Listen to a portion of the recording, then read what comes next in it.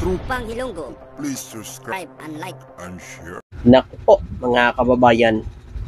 Nakikita nyo ba yan? Yung nasa screen natin. Pangalawa tayo dyan. Ganyan nakataas ang ekonomiya ng bansa, mga kababayan. Simula nang maupo si PBBM, unti-unti na tumaas ang ekonomiya ng bansa. Tingnan nyo yan. Diba pangalawa tayo? Nangunguna ang Vietnam. Pangalawa naman tayo, mga kababayan. Ang Malaysia, 5.8. Ang China, 4.7. Ang Singapore, 2.9. Diba? Alam nyo, mga kababayan, yan ang ayaw makita ng mga anti-Marcos. Grabe, mga kababayan. Pangalawa na tayo.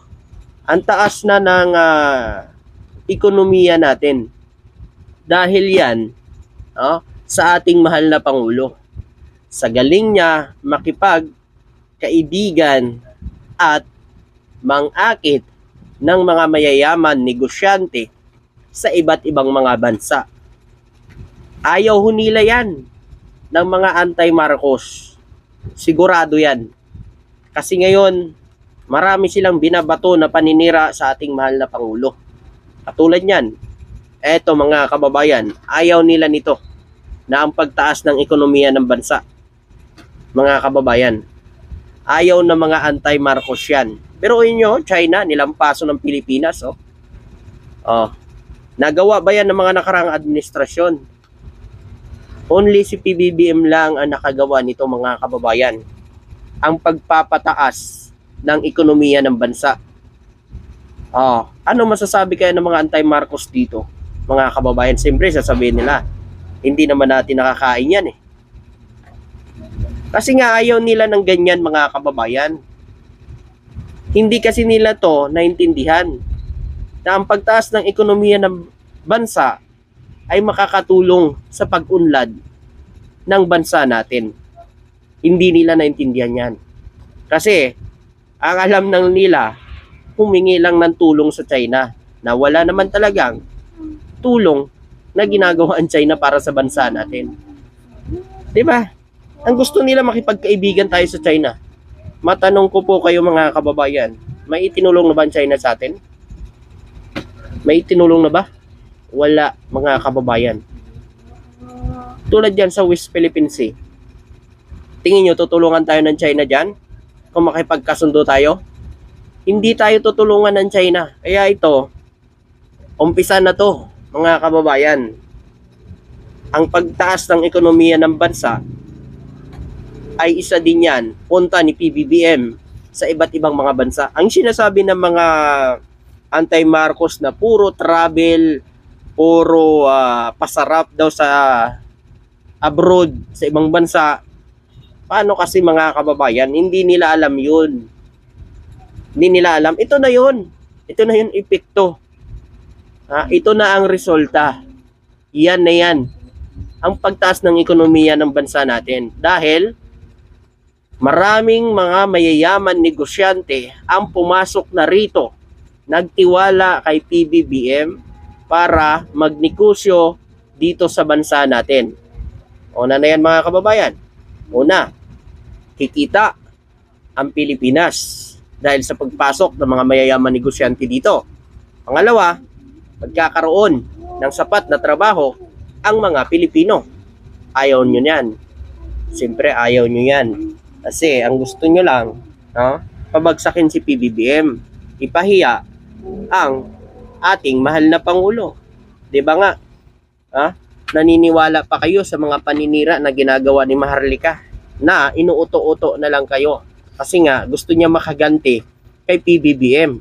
Gumagawa siya ngayon ng paraan para pabagsakin si PBBM. Yun nga lang kasi, mga kababayan, napakadali na lang Napakadali na lang intindihin at alamin ang totoo. Kung totoo ba yung nilalabas ni Maharlika. Tulad yan, mga kababayan. Naglabas sila ng peking video. Naniwala naman ang mga uto-uto na nasa kabilang grupo na gumagamit daw si PBBM. Tapos sinasabi pa ni Maharlika, marami pa daw siyang mga video na ilalabas. So ibig sabihin, marami pa siyang i-edit na video para lang bato kay PBBM na paninira, mga kababayan. So ito, ang pagtaas ng ekonomiya ng bansa, mga kababayan, ay napakalaking tulong ito sa bansa natin.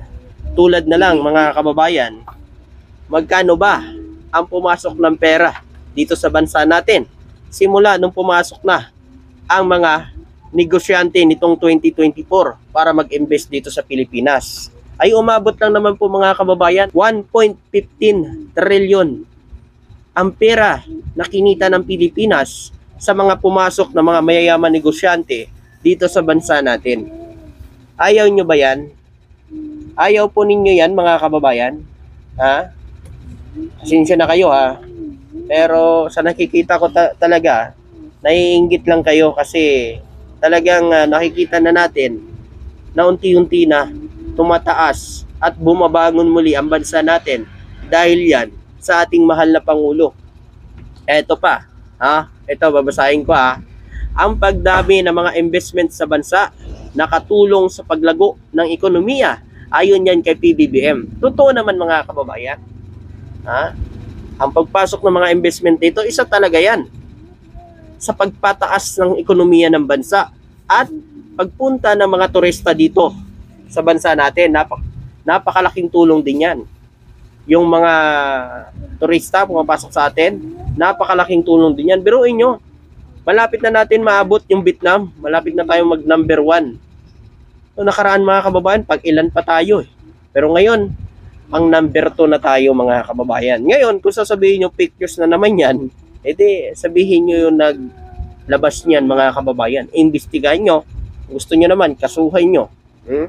Eto, naniniwala si Pangulong Ferdinand Marcos Jr. na nakatulong ang mga investment sa ilalim ng Build Better More ng pamahalaan sa paglago ng ekonomiya ng bansa, mga kababayan. Di ba? Kung ayaw nyo maniwala rito, kasuhan nyo ang PSA, mga kababayan. Ito'y matapos maitala ng Philippine Static Authority o PSA na lumago ng 6.3 ang ekonomiya ng bansa sa ikalawang quarter ng taon kumpara nung nakalipas na taon at isa sa pinakamataas sa ASEAN. 'Di ba, mga kababayan? Dahil yan sa sipag at tiyaga talaga ni PBBM. Hindi talaga siya nagpadala sa emosyon, nagpadala sa mga paninira na ginagawa ng mga anti-Marcos. Pero nyo, mga kababayan, kung sila siguro ang sinisira yan, sila yung sinasabihan at ginawan ng fake video na yan, kung sila ang nakaupo, baka kulong na yan yung mga naninira sa Pangulo. Kaso ang atin mahal na Pangulo, napakabait. Dahil alam niya na may Diyos pa rin na nakakakita at alam ang totoo. Pinapaubaya niya na lang. Sino ngayon ang nakakarma? Sino ngayon ang bumabalik ang kanilang mga paninira? 'Di ba sa kanila? 'Di ba, mga kababayan? Sabi nila, resign PBBM. Sino ang nag-resign? Sa DepEd, VP Sara. Sabi nila, naglabas sila ng peaking video na sinasabi nilang totoo. Sino agad-agad ang kinarma? Si Harry Roque na sangkot di umano sa illegal na pugo dito sa bansa natin. 2 Chinese na wanted sa China. Nandun, nakita sa bahay niya sa Benguet, mga kababayan. 'Di ba? Sino ngayon ang kinakarma? Kayo. Kasi nga, mga kababayan, hindi kayo makaantay ng 2028, nagmamadali kayo kaagad. Alam nyo naman, mga kababayan, na hindi lang ho kayo ang pwedeng magdesisyon. Lahat ng mga Pilipino ay bumuto dyan. Kaya, kung gusto nyo, mga kababayan, sa 2028, antayin nyo. Yan mo makikita kung talagang full support pa rin ang taong bayan sa nakaraang administrasyon. Tingnan nyo nga mga kababayan, bumagsak ang survey ng mga Duterte.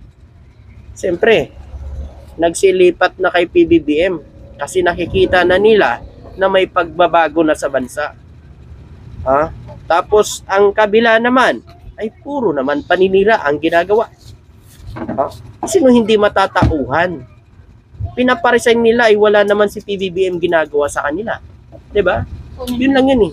So yun po mga kababayan, kayo po, ano ang masasabi nyo at makukomento nyo dito? Sa akin, good job. Congratulations Pilipinas. Dahil pangalawa na tayo sa pinakamataas na ekonomiya, no, sa ASEAN. Maraming salamat po at magandang araw po sa inyo.